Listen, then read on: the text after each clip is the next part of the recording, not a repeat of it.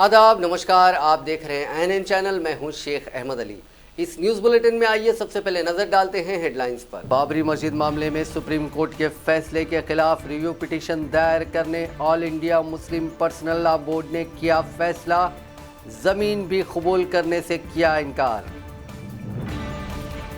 पीर से शुरू होगा पार्लियामेंट का सरमाई इजलास, खस्ता मईशत और बढ़ती बेरोजगारी पर अपोजिशन कर सकती है हंगामा। अपोजिशन पर हुकूमत को गिराने की साजिश के इल्जाम पर कांग्रेस सदर उत्तम कुमार रेड्डी बरहम, हाई कोर्ट से आला सतही तहकीकात का किया मुतालबा। हड़ताली आरटीसी मुलाजिमीन के हक में एमआरपीएस का मुजव्विजा धरना पुलिस ने बनाया नाकाम, कृष्णा मादिगा गिरफ्तार। RTC JAC convener Ashwatthama Reddy की भूख हड़ताल जारी, पुलिस ने जबरदस्ती मुंतकिल किया उस्मानिया हॉस्पिटल। अब खबरें तफसील से।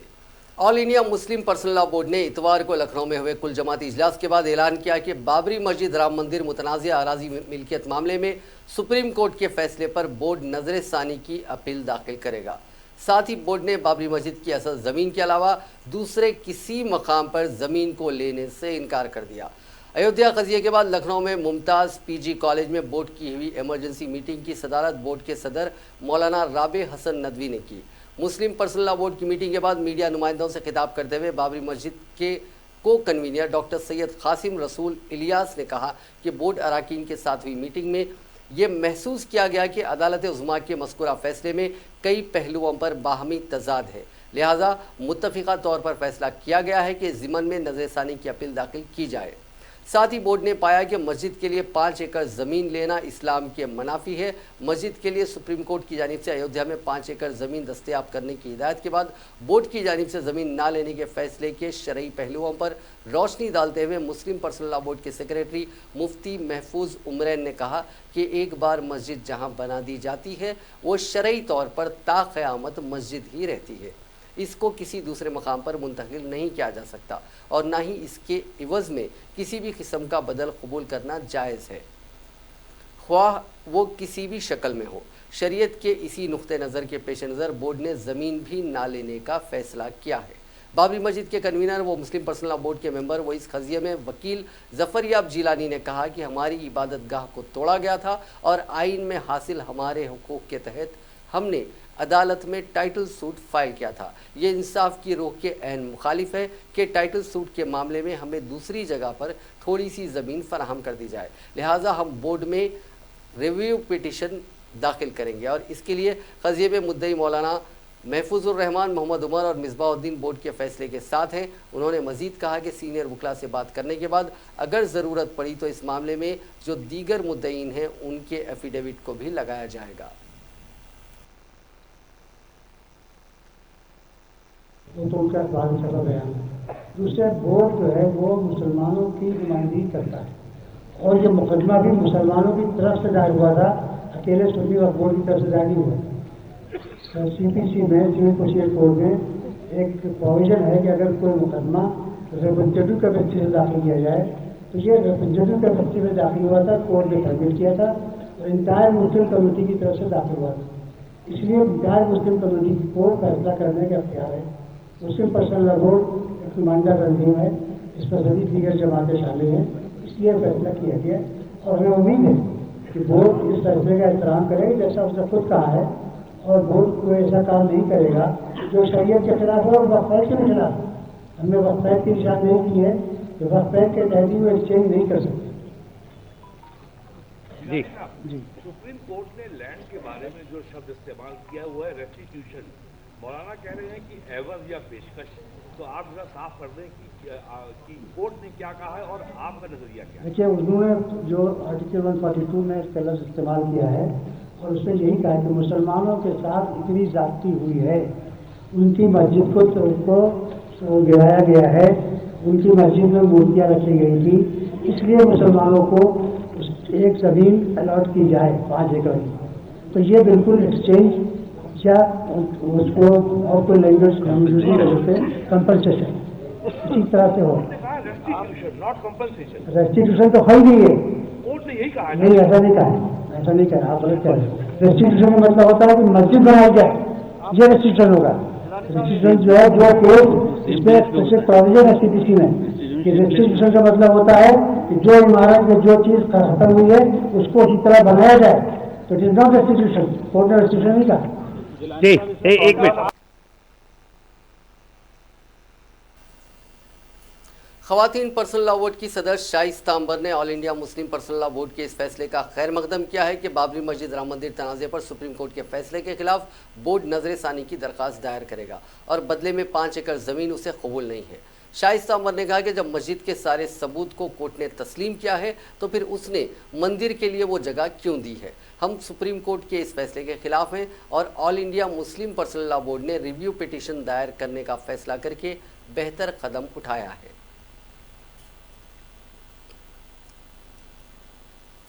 सुप्रीम कोर्ट की जानिब से अयोध्या मामले में निर्मोही अखाड़े को खारिज किए जाने और राम मंदिर के हक में फैसले के बाद निर्मोही अखाड़े ने कहा कि फिलहाल नजर सानी की अपील दाखिल करने का उसका कोई इरादा नहीं है। अखिल भारतीय पंच रामानंद ने निर्मोही अखाड़े की एक मीटिंग इतवार को निर्मोही बाजार में वाक़ आश्रम में मुनक़िद हुई, जिसमें अखाड़े के तकरीबन सभी पंच मौजूद थे। अखाड़े के संतों ने कहा कि सुप्रीम कोर्ट ने मंदिर के हक में एक तारीखी फैसला दिया है जिसका हम एहतराम करते हैं। निर्मोही अखाड़े का अभी नजर सानी की अपील दाखिल करने का कोई इरादा नहीं है। सांवरा धाम राजस्थान के महंत राम सुरेश दास ने कहा कि आज की मीटिंग मुलाकात के तौर पर हुई। अदालत ने ट्रस्ट में निर्मोही अखाड़े को ट्रस्ट में शामिल करके जो एहतराम दिया है उससे हम लोगों को बहुत खुशी हुई है। हम सभी पंचों ने एक साथ माँ सरयू की पूजा की है। नजर सानी की अपील दाखिल करने का अभी हमारा कोई इरादा नहीं है। एक सवाल के जवाब में महंत ने कहा कि अगर अर्जी के लिए मुस्लिम पर्सनल लॉ बोर्ड जा रहा है तो उनका ये मौक़िफ़ है।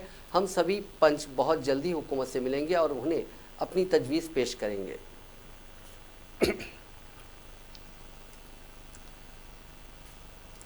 वज़ीर आज़म नरेंद्र मोदी ने पीर से शुरू हो रहे पार्लियामेंट के सरमाई इजलास के दौरान अपोजिशन से तामीरी ताउन देने और इस दौरान ज़्यादा से ज़्यादा कानून साजी से मुतालिक और दीगर कामकाज निपटाने की दरख्वास्त की। पार्लिमानी उमूर के वज़ीर प्रहलाद जोशी की जानिब से इतवार को यहाँ बुलाई गई मीटिंग में मोदी ने कहा कि हुकूमत अपोजिशन से ज़्यादा ताउन की तवक्को करती है। नए चेहरों के साथ पार्लियामेंट में नई सोच आएगी तभी नया हिंदुस्तान बनेगा। मोदी ने खुशी जाहिर करते हुए कहा कि पार्लियामेंट का ये सेशन ख़ास अहमियत का हामिल होगा क्योंकि इस दौरान राज्यसभा का 250वां सेशन होगा। इस दौरान मखसूस कामकाज और सरगर्मियों की मनसूबाबंदी की तैयारी की गई है। इस सेशन के दौरान ऐवान बाला को हिंदुस्तानी पार्लियामेंट की ताकत दिखाने का हैरत अंगेज़ मौका मिलेगा।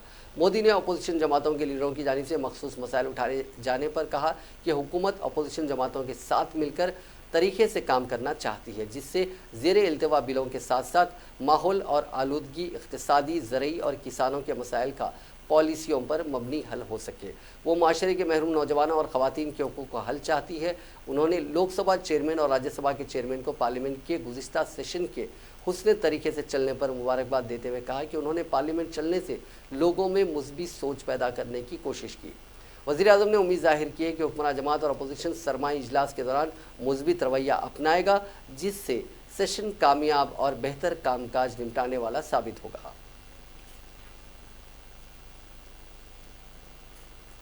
पार्लियामेंट के सरमाई इजलास के दौरान हिज़्ब मुखालिफ जम्मू कश्मीर की सूरत हाल, माशी मंदी, महंगाई, बेरोज़गारी, माहौलियाती आलूदगी और कई दीगर मसाइल पर हुकूमत पर दबाव बनाने की कोशिश करेगा जिसके नतीजे में पार्लियामेंट के सरमाई इजलास के हंगामा ख़ैज़ रहने का इम्कान है। इस सेशन में हुकूमत का मंसूबा है कि वह शहरी तरमीमी बिल पेश करे। पार्लिमानी उमूर के वज़ीर प्रहलाद जोशी की जानिब से आज यहाँ मुनक़िद कुल जमाती इजलास के बाद अपोजिशन पार्टियों के लीडरों ने कहा कि सेशन के दौरान कश्मीर की सूरत हाल, वहाँ के रहनुमाओं की नज़रबंदी, महंगाई, बेरोज़गारी, माशी मंदी और माहौलियाती आलूदगी जैसे मसाइल को ज़ोरों शोर से उठाया जाएगा। जबकि वज़ीर आज़म नरेंद्र मोदी ने अपोजिशन पार्टियों से सरमाई इजलास के दौरान तख्लीकी ताउन करने की अपील की है।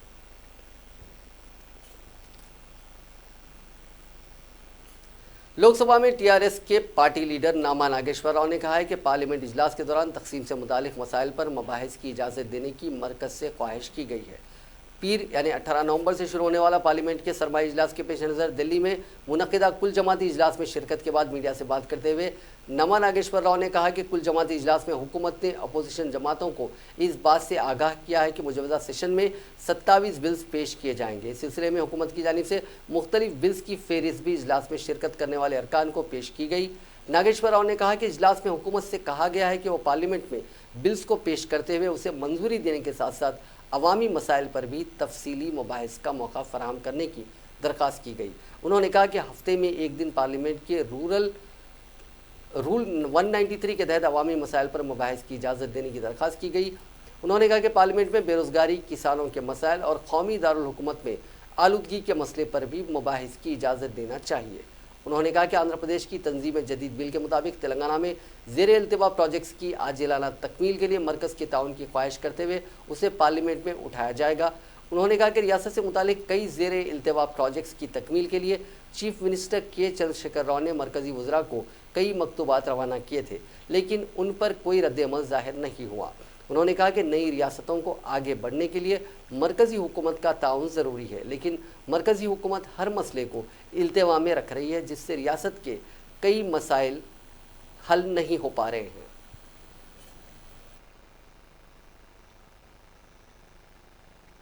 ఫస్ట్ సెషన్లో బాగా అందరు కూడా బాగా కోఆపరేట్ చేశారు, అందరు బాగా జరిగిందని అయితే చెప్పారు. ఈ సెషన్ కూడా మేము కూడా ఏంటంటే పార్లమెంట్ జరగాలి, పార్లమెంట్లో ప్రజల సమస్యలు అన్ని కూడా డిస్కషన్కి రావాలని చెప్పి మేము చెప్పడంతో పాటుగా ఇంతకుముందు ఏదైతే మనకి అసెంబ్లీ తీర్మానాలు చేసి రిజర్వేషన్స్ ఇవన్నీ కూడా కొన్ని ఇష్యూస్ ఎక్కడైతే పెండింగ్ ఉన్నాయో వాటన్నిటికి కూడా మరి చర్చ జరగాలి, ఆ ఇష్యూస్ మీద కూడా మొత్తం ఇది కావాలనేది చెప్పడం జరిగింది. దాంతో పాటుగా రీఆర్గనైజేషన్ ఏదైతే మనకి తెలంగాణ వచ్చినప్పటి నుంచి ఇప్పటిదాకా కొన్ని పెండింగ్ ఇష్యూస్ ఉన్నాయి, ఆ ఇష్యూస్ మీద కూడా టైం ఇవ్వాలి, చర్చ జరగాలని చెప్పి చెప్పడం జరిగింది. ఓవరాల్గా మేము కోరుకునేది ఒకటి ఏంటంటే పార్లమెంటు జరుగుతున్నప్పుడు ప్రజల సమస్య మీద డిస్కస్ చేయడానికి అవకాశాలు ఇవ్వాలని, మా యొక్క తెలంగాణకి సంబంధించిన విషయాలలో కూడా మరి ఏదైతే ఉన్నాయో పెండింగ్ ఇష్యూస్ అన్ని కూడా కంప్లీట్ చేయాలని చెప్పి చెప్పడం జరిగింది.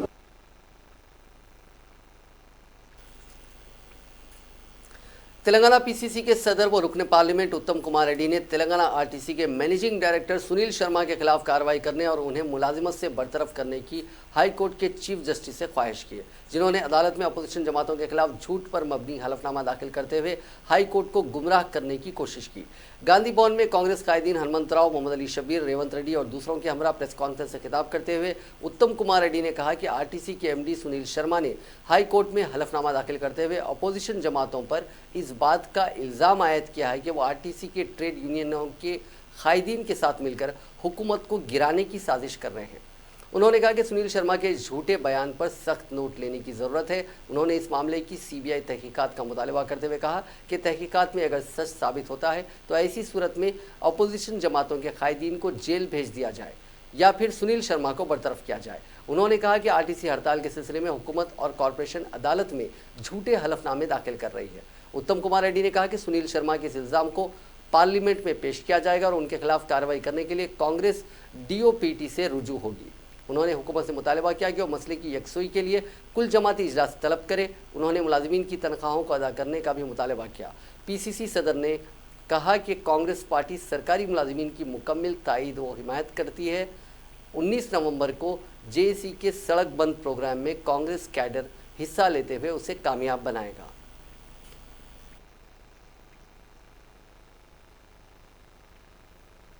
కాన్స్టిట్యూషన్ ఒక క్రైసిస్ ఏర్పడే పరిస్థితి ఎదుర్కొంటారని అనిపిస్తుంది.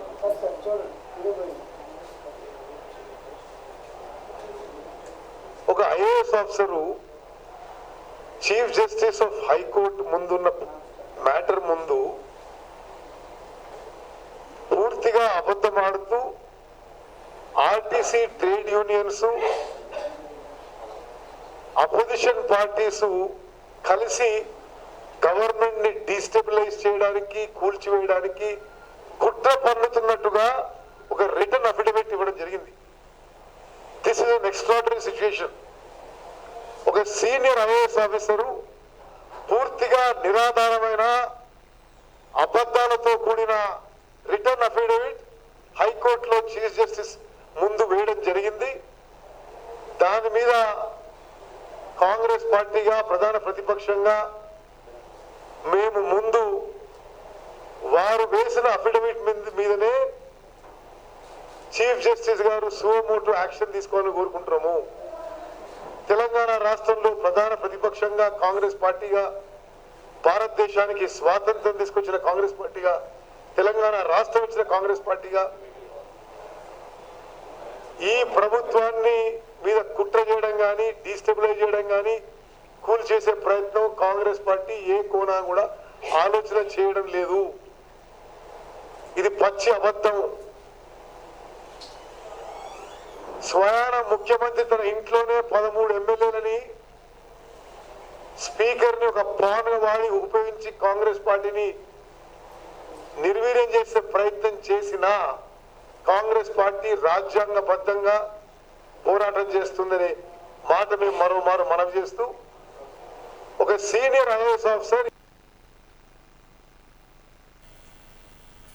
Hyderabad city Congress minorities department के चेयरमैन समीर वलीउल्लाह ने आज शहर में मुफ्त फॉगिंग ऑपरेशंस का आगाज़ किया। शहर में मच्छरों की बहुतायत है और जीएचएमसी की जानिब से मुनासिब फॉगिंग और एंटी लार्वल ऑपरेशंस ना अंजाम दिए जाने की वजह से सैकड़ों अफराद डेंगू, मलेरिया और दीगर बीमारियों का शिकार हो रहे हैं। क्योंकि बल्दी ओहदेदार आवाम की तकलीफ़ को समझने और उसे हल करने में नाकाम हो चुके हैं, इसीलिए समीर वलीउल्लाह ने अपने ज़ाती खर्च से मुफ्त में फॉगिंग ऑपरेशंस करवाने का ऐलान किया है। एक हेल्पलाइन शुरू की गई है जिसका नंबर है 9100109111। एक बार मैं दोहरा देता हूँ, 9100109111। आज पहले ही दिन इस नंबर पर करीब 45 कॉल्स मौसूल हुए।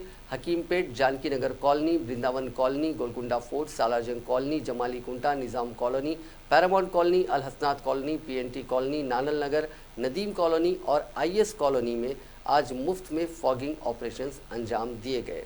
मकामी अफराद ने इस पहल की सराहना की।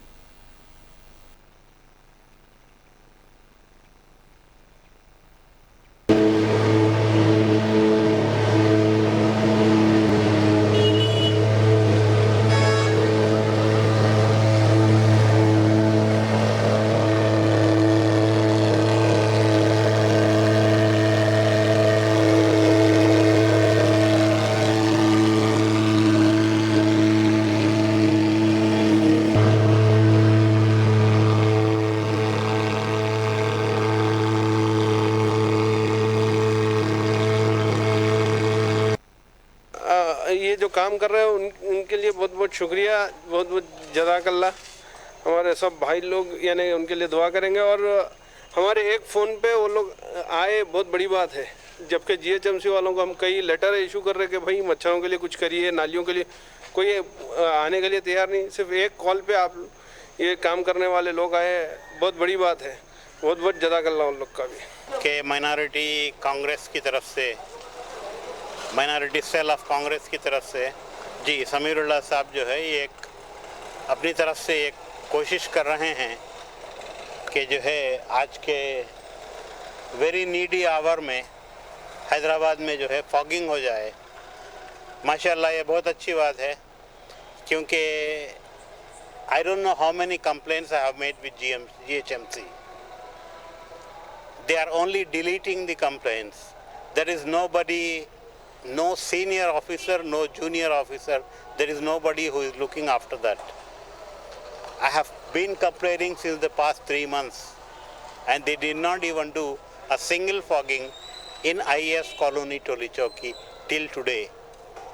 If you call GHMC, you go and check with my number, you will see the number of complaints I have already made with them.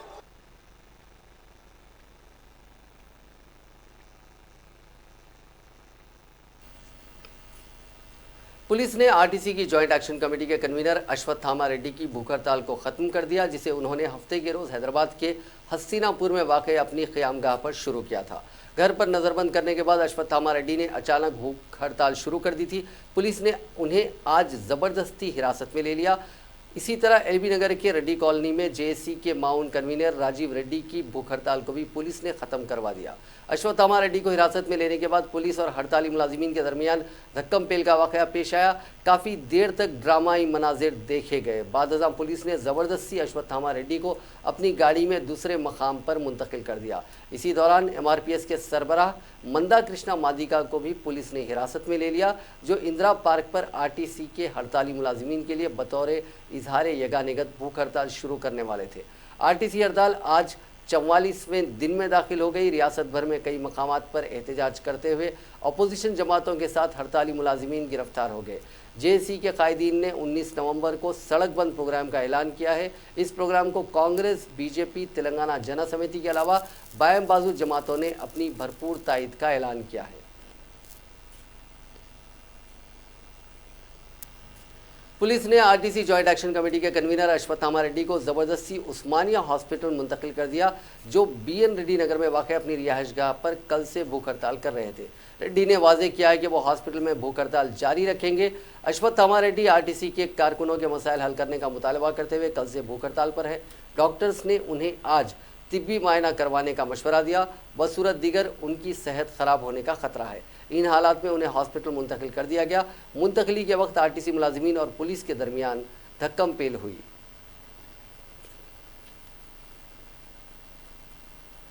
RTC मुलाजिमीन हड़ताल की तायद में मादिगा रिजर्वेशन पोराटा समिति ने इंदिरा पार्क पर एहतजाजी प्रोग्राम को पुलिस ने नाकाम बना दिया। पुलिस ने एहतजाजी प्रोग्राम की इजाज़त नहीं दी। पुलिस कमिश्नर अंजनी कुमार ने इंदिरा पार्क के रास्तों पर तहदीदात आयद कर दिए थे। पुलिस की सिक्योरिटी से आवाम को काफ़ी मुश्किलात पेश आई। लोअर टैंकमंड पर वाक़ शादी की तकरीब में शिरकत करने वालों को फंक्शन हॉल तक पैदल जाना पड़ा। इस इलाके की आवाम को काफ़ी मुश्किलात का सामना करना पड़ा। दूसरी तरफ पुलिस ने MRPS के सरबराह मंदा कृष्णा मादिगा को उनकी क़यामगाह से गिरफ्तार कर लिया। उनके अलावा तेलंगाना जन समिति के सदर कोडंडाराम को उनके क़यामगाह पर महरूस कर दिया गया। इसके अलावा दीगर सियासी जमातों के कायदीन को भी उनकी क़यामगाहों पर महरूस कर दिया गया। गिरफ्तारी के वक्त मीडिया से बात करते हुए कृष्णा मादिगा ने कहा कि तेलंगाना तहरीक के दौरान KCR की भूख हड़ताल के दौरान MRPS ने उनका मुकम्मल साथ दिया था। आरटीसी मुलाजिमीन भी जायज़ मुतालबा कर रहे हैं, उनसे बातचीत करते हुए इस मसले की यकसुई की जाए। उन्होंने कहा कि KCR ने वादा किया था कि वो आरटीसी को प्राइवेटाइज नहीं करेंगे, लेकिन अब वो अपने वादे से मुकर रहे हैं और एहतजाज करने का भी हक लोगों से छीन रहे हैं।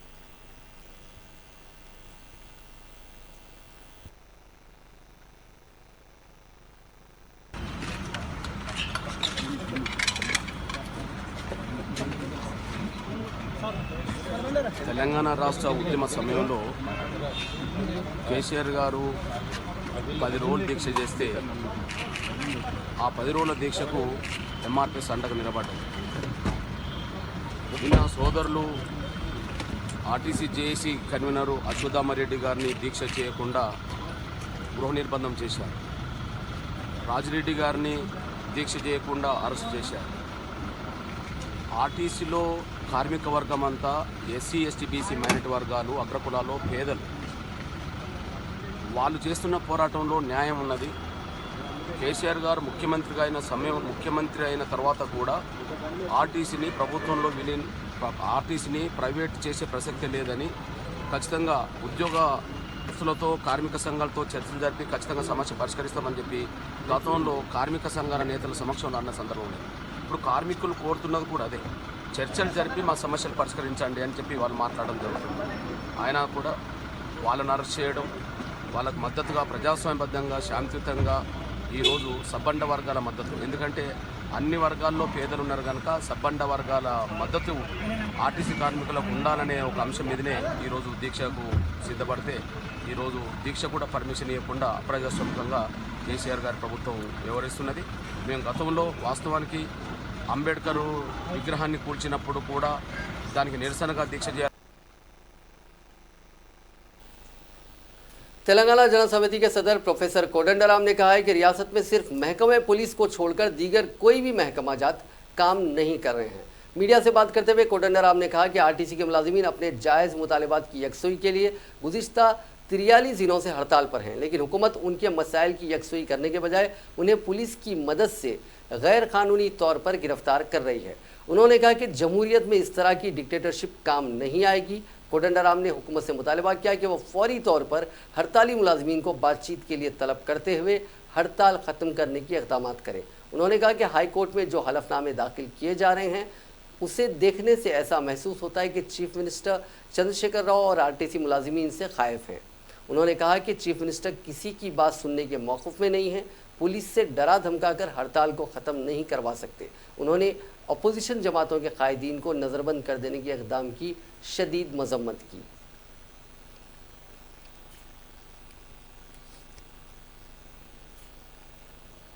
ममलिकती वज़ीर दाखिला जी किशन रेड्डी ने वाज़ेह किया है कि हैदराबाद को मुल्क का दूसरा कौमी दारुल हुकूमत बनाने की मरकज़ के पास कोई तजवीज़ नहीं है।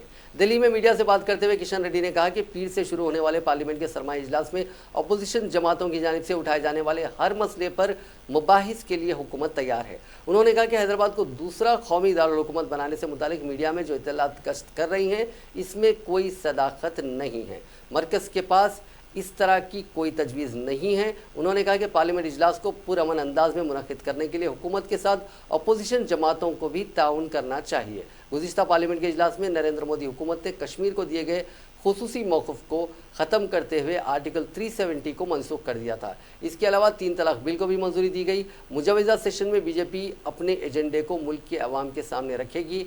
तालीम, सेहत और नदियों को मरबूत करने जैसे अहम मसाइल पर मुबाहिस होंगे। मुल्क भर में हर घर में पीने के पानी की सरबराही, इलाज, तालीम और बुनियादी सहूलतों की फराहमी जैसे अहम मौज़ूआत पर हुकूमत की अव्वलीन तरजीह रहेगी। किशन रेड्डी ने तेलंगाना में जारी आरटीसी हड़ताल पर तबसरा करते हुए कहा कि हड़ताल से निपटने का इख्तियार रियासती हुकूमत के दायरे में आता है। उन्होंने टीआरएस हुकूमत पर जोर दिया कि वह हटदर्मी ख़त्म करते हुए सरकारी मुलाजमीन से बातचीत करे और इस मसले की जल्द से जल्द यकसुई पर तवज्जो दे। ममलिकती वज़ीर दाखिला ने वाज़ेह किया कि कालेश्वरम प्रोजेक्ट को कौमी प्रोजेक्ट का दर्जा देने का बीजेपी या कांग्रेस ने कोई वादा नहीं किया। अलबत्ता आंध्र प्रदेश की तंजीम जदीद बिल में आंध्र प्रदेश के पोलावरम प्रोजेक्ट को कौमी दर्जे का दर्जा देने का वादा किया गया था। इस वादे के मुताबिक मरकज़ी हुकूमत ने पोलावरम को कौमी प्रोजेक्ट का दर्जा दिया। उन्होंने चीफ मिनिस्टर चंद्रशेखर राव से सवाल किया कि आया वो कालेश्वरम को कौमी प्रोजेक्ट का दर्जा देने का मुतालबा करते हुए उसे रियासत की तंजीम जदीद बिल में शामिल करवाने में नाकाम हुए हैं।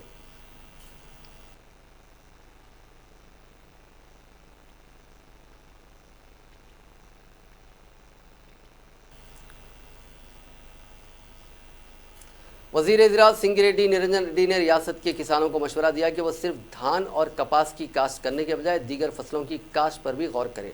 सिद्दीपेट में निरंजन रेड्डी ने वज़ीर फाइनेंस हरीश राव के साथ मिलकर रैतु मित्रा मोबाइल ऐप का इफ्तिताह किया। इस मौके पर ज़राअत के कमिश्नर राहुल बोज्जा भी मौजूद थे। इफ्तिताही तकरीब से खिताब करते हुए वज़ीर ज़राअत ने कहा कि रियासती हुकूमत किसानों की फलाह बहबूद के साथ साथ ज़राअत के शोबे की तरक्की के लिए कई इक़दाम कर रही है। उन्होंने कहा कि किसानों के लिए चीफ मिनिस्टर चंद्रशेखर राव 12,000 करोड़ रुपए मख्तस किए हैं, जो रैतु बंधु और रैतु बीमा, मुफ्त बरकी की सरबराही व दीगर स्कीमात पर खर्च किए जा रहे हैं।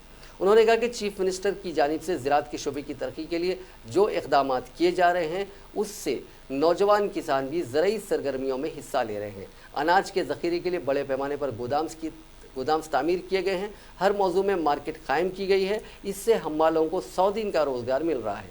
निरंजन रेड्डी ने कहा कि किसान कोऑर्डिनेशन समिति की तश्कील देते हुए किसानों के मसाइल की यकसुई की जा रही है।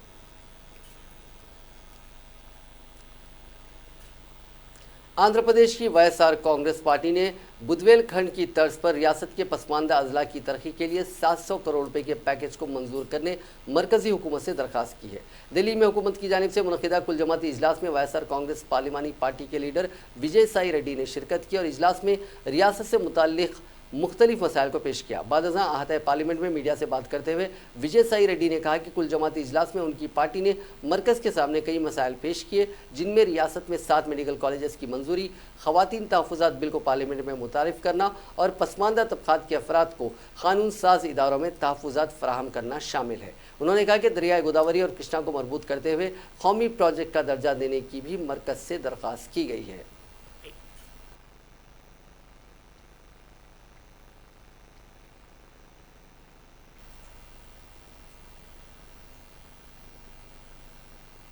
नाज़रीन, आइए आखिर में एक बार फिर से नजर डालते हैं हेडलाइंस पर। बाबरी मस्जिद मामले में सुप्रीम कोर्ट के फैसले के खिलाफ रिव्यू पिटीशन दायर करने all India Muslim personal law board ने किया फैसला, जमीन भी कबूल करने से किया इनकार। पीर से शुरू होगा पार्लियामेंट का सरमाई इजलास, खस्ता मईशत और बढ़ती बेरोजगारी पर अपोजिशन कर सकती है हंगामा। अपोजिशन पर हुकूमत को गिराने की साजिश के इल्जाम पर कांग्रेस सदर उत्तम कुमार रेड्डी बरहम, हाई कोर्ट से आला सतही तहकीकात का किया मुतालबा। हड़ताली आरटीसी मुलाजिमीन के हक में एमआरपीएस का मुजव्वजा धरना पुलिस ने बनाया नाकाम, कृष्णा मादिगा गिरफ्तार। RTC JAC convener Ashwatthama Reddy की भूख हड़ताल जारी, पुलिस ने जबरदस्ती मुंतकिल किया उस्मानिया हॉस्पिटल। नाजरीन, इस न्यूज़ बुलेटिन में बस इतना ही। देखते रहिए INN चैनल।